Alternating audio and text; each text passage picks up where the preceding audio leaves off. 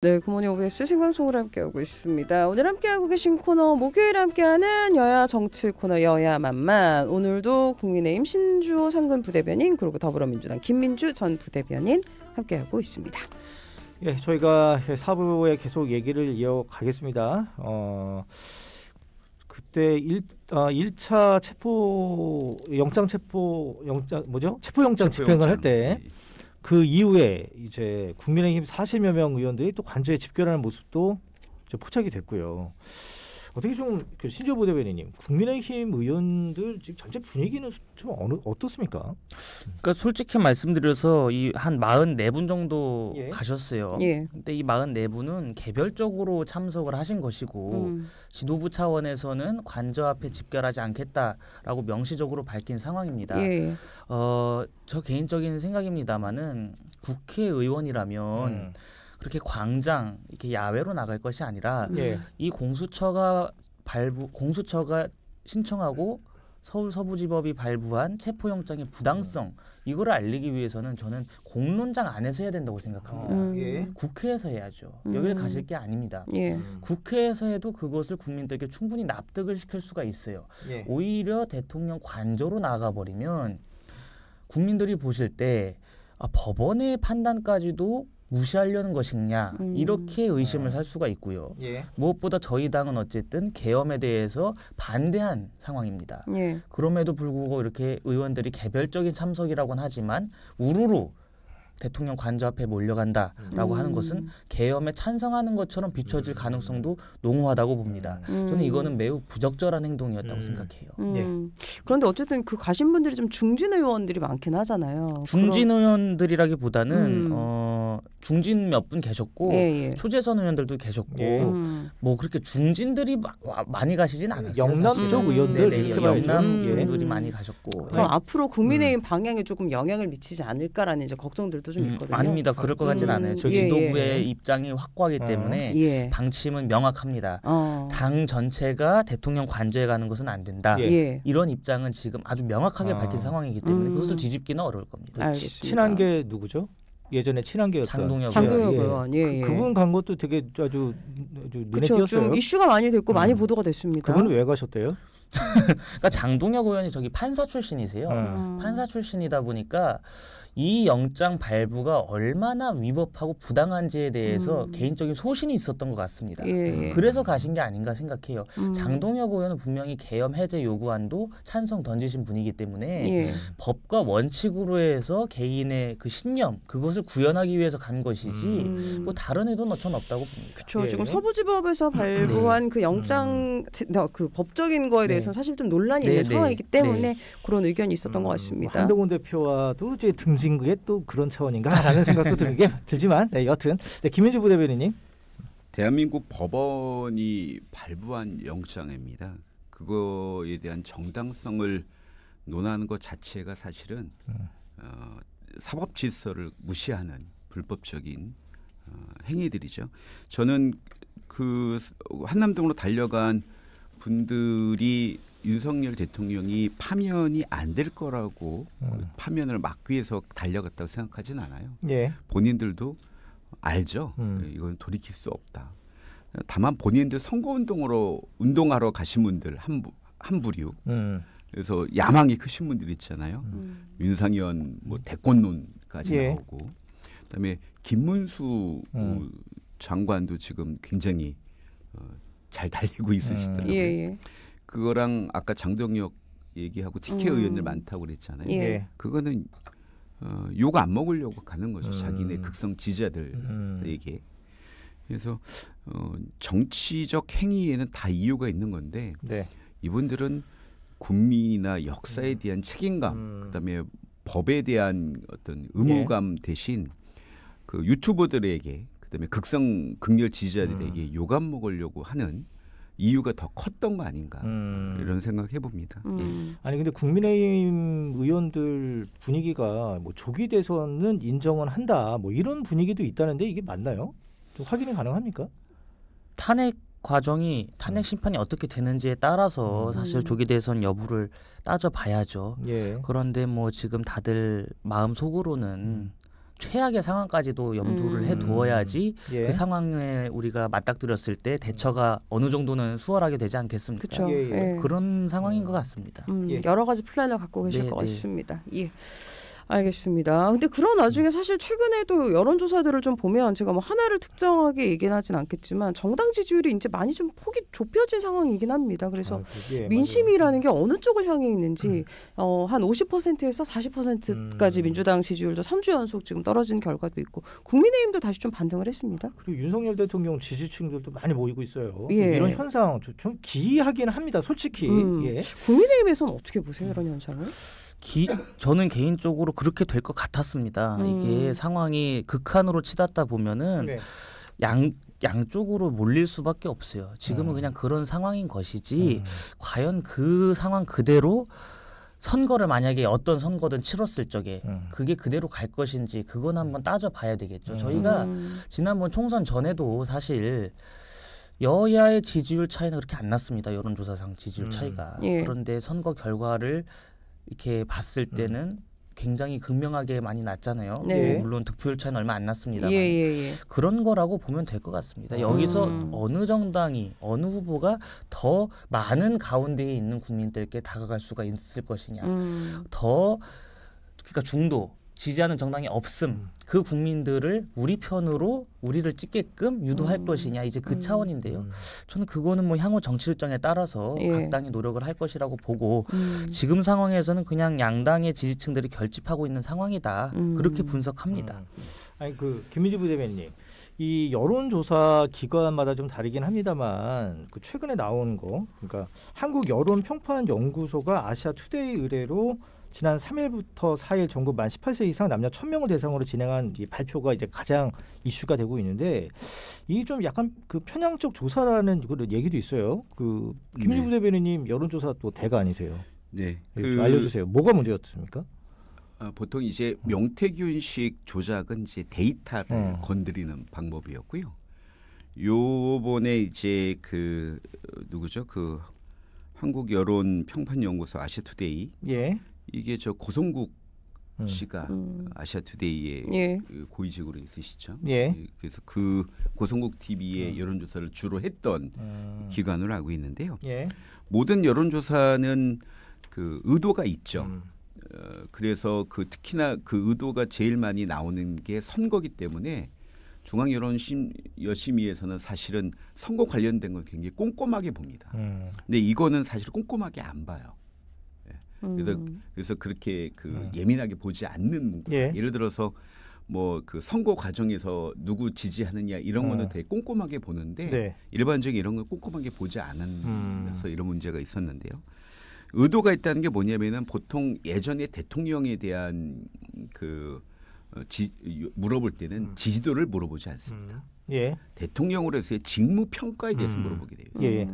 재미있는 예로 문재인 정권 때도 사실은 정기적으로 여론조사 기관으로부터 그 받아요. 근데 그때 한번 대통령의 직무 평가가 낮아진 적이 있어요.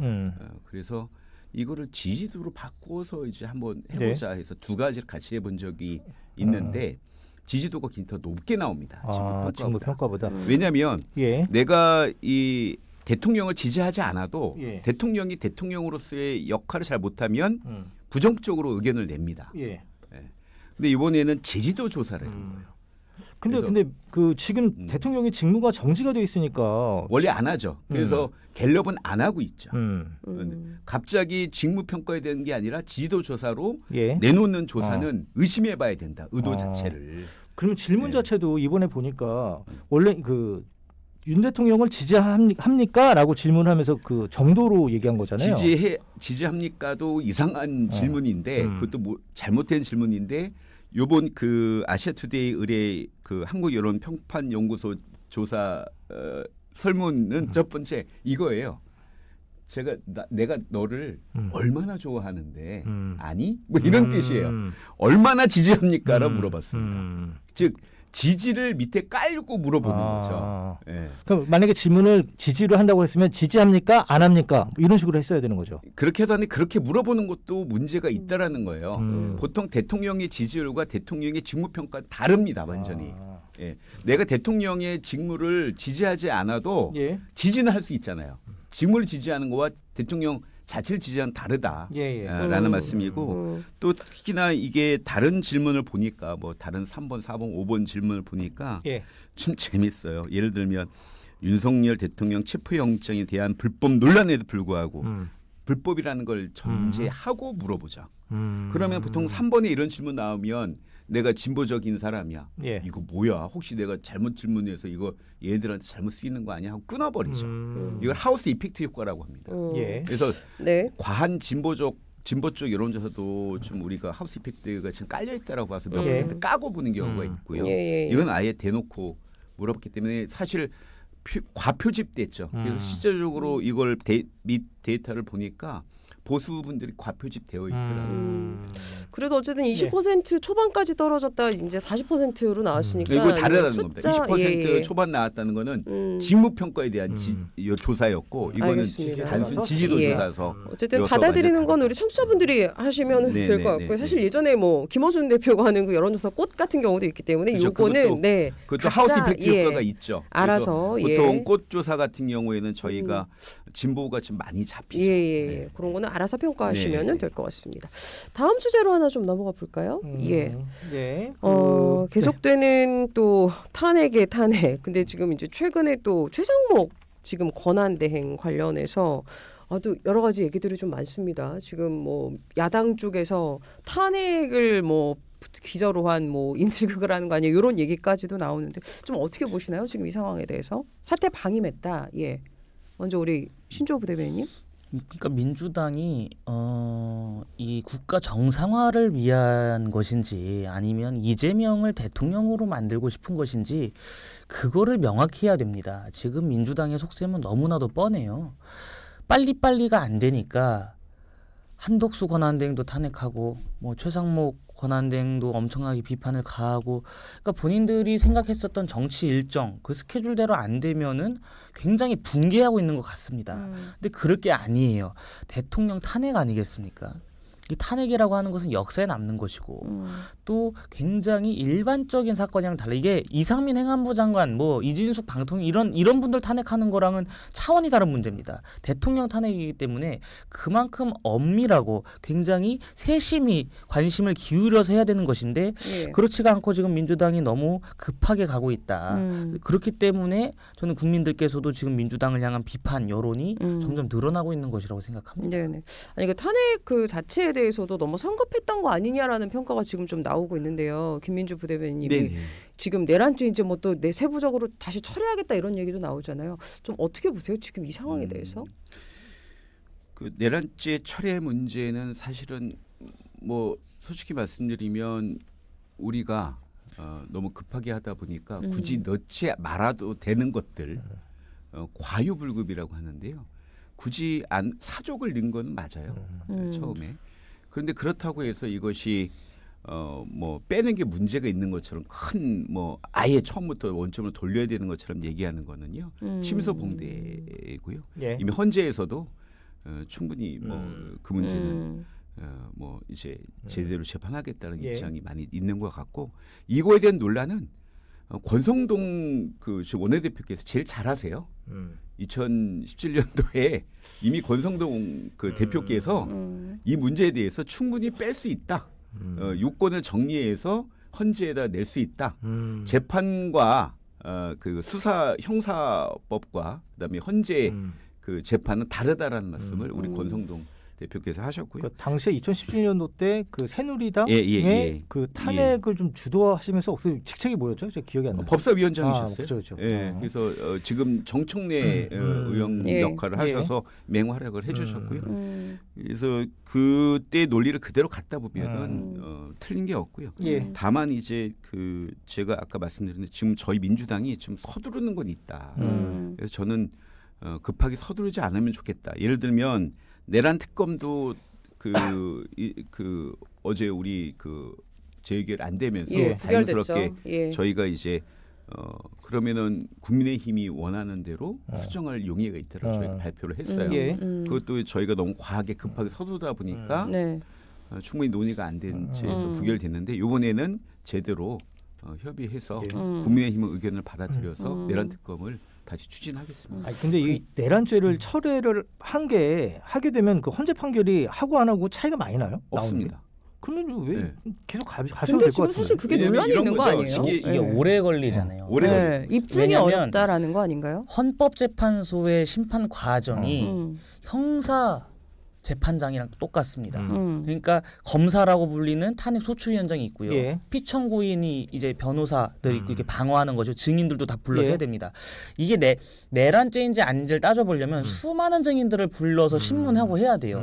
그런데 중요한 것이 탄핵 소추안 자체에 처음부터 그렇게 나옵니다. 피청구인은 내란죄를 범하였고 내란죄가 핵심이에요. 내란죄가 핵심인데 그 핵심을 뺀다? 그럼 이건 탄핵 소추안 자체가 잘못된 거라는 걸 방증하는 거 아닙니까? 그렇게 치면 헌법재판소에서 그러면 당신들이 갖고 온 탄핵 소추안 자체를 잘못했다고 고백을 한 것이니까 다시 돌아가서 국회에서 협의해보고 다시 이것을 의결하십시오. 이렇게 하는 것이 온당한 처사죠. 박근혜 대통령 그러니까 권성동 원내대표가 2017년 당시 했었던 말씀들을 자꾸 하시는데요. 그때 빠진 게 뇌물죄입니다.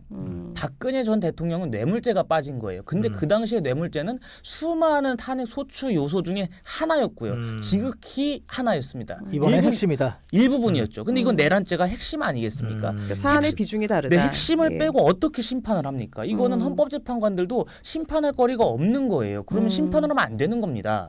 저는 국민의힘 내부에서 그 당시에 찬성하셨던 분들이 계시잖아요. 만약에 이 내란죄가 없었으면 찬성과 반대가 좀 다르게 당연하죠. 나왔을까요? 내란죄가 핵심인데 내란죄라는 것은 보십시오. 대통령이 평소에는 불소추 되지 않습니까? 모든 혐의가 있어도 그렇죠. 근데 내란과 외환이 있어서는 기소를 당할 수가 있습니다. 그러니까 내란 외환은 굉장히 대통령도 피해갈 수 없는 중범죄라는 것을 우리 헌법에 나와 있는 거예요.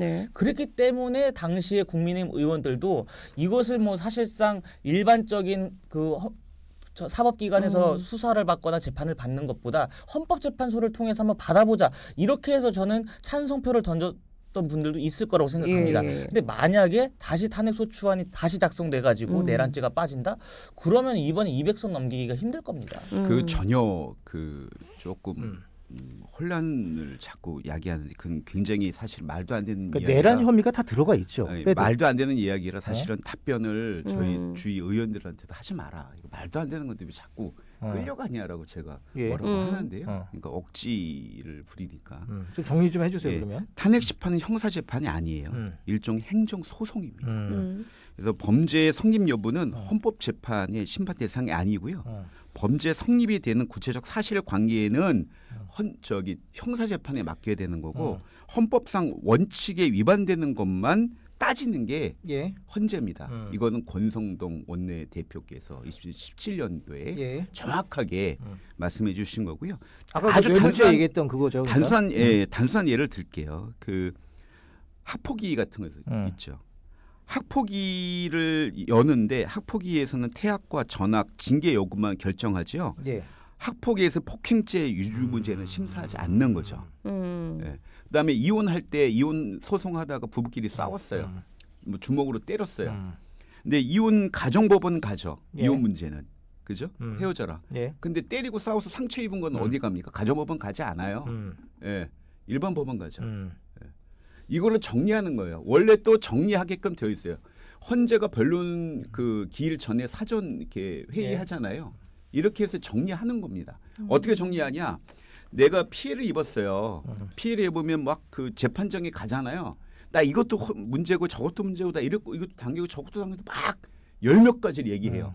그럼 판사나 변호사, 검사들이 이거를 갖다가 정리를 합니다.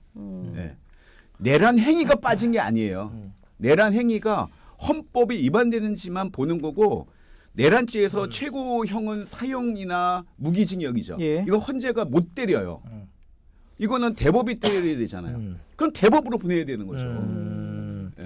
그래서 저는 아까도 제가 같은 질문했던 이유가 그러니까 내란 혐의나 이런 건 다 들어가 있기 때문에 큰 변동은 없겠으나 헌재도 아무 문제 없다고 하잖아요. 이렇게 내란죄 철회해가지고 이렇게 사회적인 논란이 되고 있고 정치권에서 논란이 되고 있는 게 급하게 서둘다 보니까 실수한 거다. 그러니까 이거를 정무적 판단을 충분히 하지 않았을까? 이걸 급하게 한 거죠. 그러니까 이런 걸 내놓기 전에 내란죄를 빼기 전에 이런 문제가 있으니 우리 빼지 맙시다라는 그런 논의도 없었던 거예요. 이런 거죠. 뭐가 이렇게 급했는지. 자, 헌재하고 제가 또 이영호까지 말씀드린 헌재하고 대법의 관계를 봐야 돼요. 헌재가 있는 나라는 많지 않습니다. 대부분 다 그렇죠. 대법 독일 생각나네요. 네, 대법이 하죠. 근데 대법과 헌재 중에서 어디가 우위가 있느냐? 우위가 없습니다. 우리는 흔히들 헌재가 위겠거니 하는데 그렇지 않아요. 대법과 헌재는 서로가 견제도 하고 서로가 판결에 대해서 뭐 싸우기도 합니다. 서로를 갖다가 존중도 하죠. 예. 따라서 대법의 판결이나 대법의 의견을 정확하게 모르는 상황이고 나오지 않았는데 헌재가 함부로 여기에 대해서 내란죄를 할 수가 없는 거예요. 예. 내란죄는 대법권이니까 대법으로 보내는 게 맞는 거죠. 왜냐? 헌재는 그럼 대법의 결론 날 때까지 이거를 멈출 수도 있는 거예요. 그런데 지금 대통령의 직무정지를 빨리 정리하고 새로운 정부나 정통성 있는 정부가 들어와야 지금 현재 다른 나라 우리나라를 바라보고 있는 여러 가지 그 경제적인 문제, 대외 신용도 문제 해결된다고 전 보고 있거든요. 저희 당은 조기 대선 해야 됩니다. 네, 저희 당 입장이에요. 네. 알겠습니다. 뭐 하고 싶은 얘기 아까 있으셨던 거 아닌가요? 그러니까 지금 말씀을 잘 해주셨는데요. 그러니까 내란죄를 더 빼면 안 되는 거죠. 왜냐하면 헌법재판소의 심리 과정에 있는 법이 만약 그 똑같은 죄로 기소를 당한다. 그러면 기소 당한 사법부의 판단은 멈춰달라고 할 수가 있는 겁니다. 지금 법률상. 그게 왜 그러냐면 대법의 판단과 헌재의 판단이 달라버리면 엄청난 혼란이 벌어질 수밖에 없는 거예요. 그러다 보니까 내란죄는 지금 사법부에서도 진행 중이고 헌법재판소에서도 진행을 하겠다라고 한 거 아니겠습니까? 예. 그런데 저는 계속 말씀드리지만 가장 중요한 범죄 사실이라고 지금 주장하는 내란죄를 뺀다라고 하는 것은 대법의 판단을 기다린 다음에 그럼 헌법재판소 탄핵을 해야 되는 거 아니겠습니까? 그럼 반대로 순서가 어긋난 거예요. 헌재가 그러니까. 대법의 밑에 있는 것처럼 되잖아요. 완전 다르다니까요. 심리하고 판단하는 기준이 달라요. 예. 그러면은 사법부의 기소 그것도 멈춰야 된다는 말씀이신가요? 아니 헌재는 헌법에 위반되는 행위냐 헌법 수호의 의지가 있느냐만 봅니다. 내란죄에 대해서 사형이나 무기징역을 헌재가 때릴 수가 없잖아요. 이건 별도로 하라는 거예요. 그래서 어제 정청래 의원이 이런 논란을 계속 하다 보니까 국민의힘 여러분 걱정하지 마십시오. 발언이 이 문제 좀 셌습니다. 절로 가면은 사형당합니다. 이렇게 좀 그러니까요. 사실 그 논란도 너무 많긴 했지만 그 얘기 좀 듣고 싶은데 시간이 그러니까요. 없네요. 예. 짧게 한 말씀만 할까요? 사형 발언만? 그러니까 그 너무나도 논란이 됐는데 너무 발언이 셌던 거 아닙니까? 김민주 대변인님? 좀 셌죠. 근데 이제 왜 셌냐면 이런 논란이 계속 있었던 거예요. 아니 여러분 그렇게 내란죄 꼭 넣어야 된다라고 하시면 걱정하지 마시라. 내란죄 따로 열심히 그 일반 법원에서 대법원에서 열심히 그 판결 나올 거다, 잘 나올 거다, 사형 나올 거다 이렇게 얘기했는데 좀 오버되신 거죠. 알겠습니다. 예, 너무나도 어서 많은 이야기들이 헌재에서 빠지는 거를 뭐라고 시간은 조금 부족하니 걱정하지 마라. 잘. 일단 저희가 지금 한 이야기들이 사실은 또 윤 대통령 측에 또 여러 가지 논란거리가 되기 때문에 요거는 저희가 한번 좀 지켜봐야 될 것 같습니다. 뭐가 다른지 마지막으로 한 말씀. 간단하게 말씀 있으세요? 그러니까 이 법사위원장이라고 하는 거는 상임위를 운영하는 거잖아요. 그렇죠. 그러니까 중립적인 입장을 견지해야 돼요. 근데 이러한 발언하는 거 굉장히 부적절하고 또 정청래 위원장이 뭐 법률 전문가도 아니잖아요. 법학을 전공한 것도 아닙니다. 그렇죠. 본인이 그냥 법사위원장 몇 달 해놓고서 마치 대법관이 된 것처럼 이런 식의 발언을 하는 거는 전 국민 앞에 사과해야 된다고 생각합니다. 좀 깜짝 놀라게 됐습니다. 뉴스를 보고. 알겠습니다. 저희가 다음 주에도 더 할 얘기들 많을 것 같고요. 그 사이에 또 체포 그 영장이 뭐 어떻게 집행이 될지 안 될지 이것들도 저희가 한번 지켜보도록 하겠습니다. 오늘도 다양한 이야기 나눠봤고요. 두 분 함께했어요. 더불어민주당 김민주 전 부대변인 그리고 국민의힘 신주호 상근 부대변인 함께했습니다. 감사합니다. 감사합니다. 네, 고맙습니다.